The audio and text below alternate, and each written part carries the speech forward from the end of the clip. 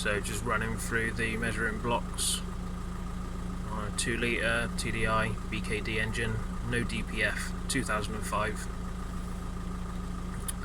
This is the exhaust gas recirculation, milligrams per stroke, so you can see they're closely matched, so we know the EGR is working, we know we haven't got any leaks, and we haven't got anything blocked up. Torsion value is at -1. I'd like to put that on 0, but it's pretty close. I'm going to leave that for a minute, and I'm going to have a look at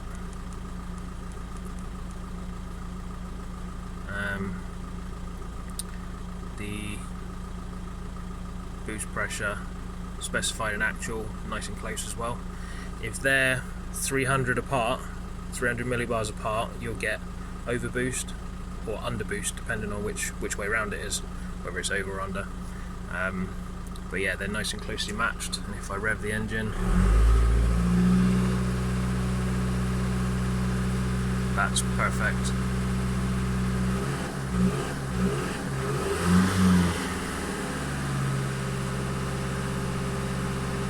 Yep, spot on.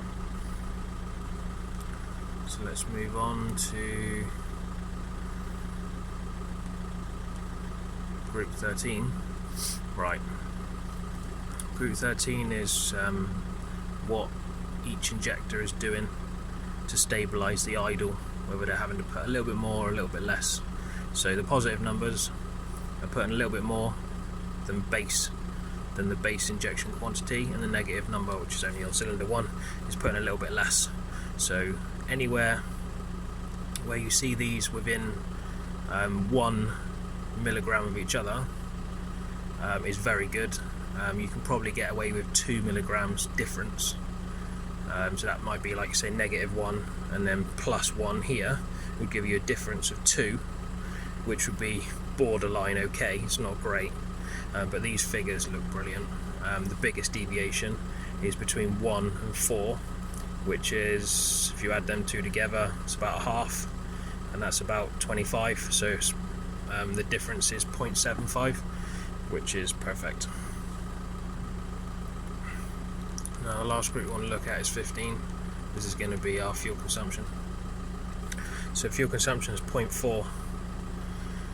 0.4 is good. If you can get it to flick between 0.4 and 0.6 is perfect. That's the perfect position for the exhaust cam, so that you get good miles per gallon. You also get good torque and performance, and you've got free revving engine all the way through the rev range. If that number's too low, it's going to be poor fuel consumption, smoke on acceleration, unless you've got DPF, and then obviously the DPF's going to filter out and then end up getting clogged up unless you're doing good journeys like motorway miles.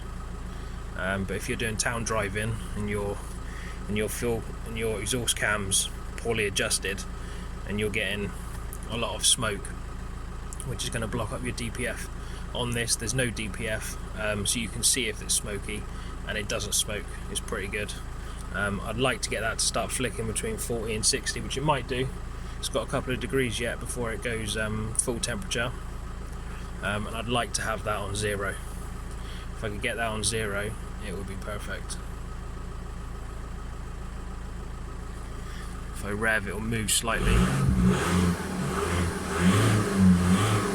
Can't even get the torsion to move because it's already warmed up. When it's cold, that probably would have been at like 0.5, -0.5, something like that, and then as it gets warm, it settles down to -0.1 degrees. So that's the angle of the camshaft in relation to the crankshaft. So the camshaft is -1 degree retarded.